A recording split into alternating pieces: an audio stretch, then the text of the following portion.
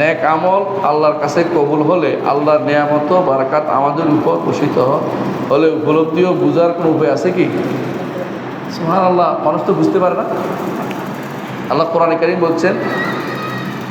বলছেন যে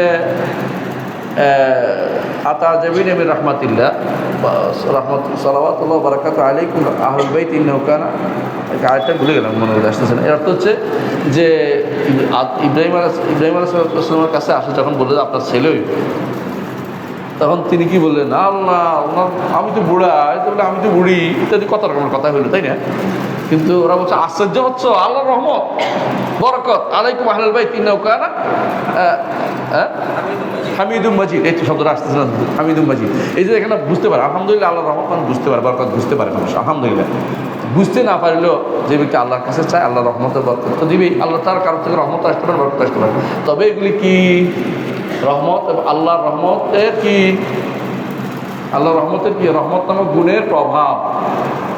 আল্লাহর রহমত আল্লাহর কাছে আরশের উপরে, কথা বুঝছেন? এর থেকে আল্লাহ 100টা রহমত সৃষ্টি করছে। এই রহমত থেকে দুনিয়ার মানুষকে একটা দিয়ে রহমত করে, বাকি 99টা দিয়ে হাসর দিন রহমত করবে। হাদিসের সাব্যস্ত, বুঝে আসে তো?